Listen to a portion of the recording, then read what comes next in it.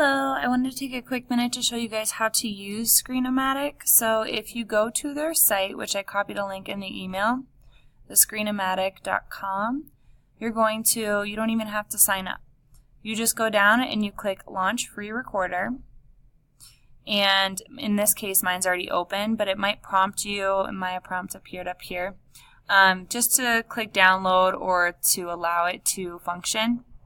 You might get additional prompts that will enable the microphone or the sound or the speaker. So make sure that you do enable those features. You might even have to go into your preferences. So if there are any issues with that, let me know and I can show you how to fix that. When you do launch it and you're actually recording like I am now, you can have it just on screen mode.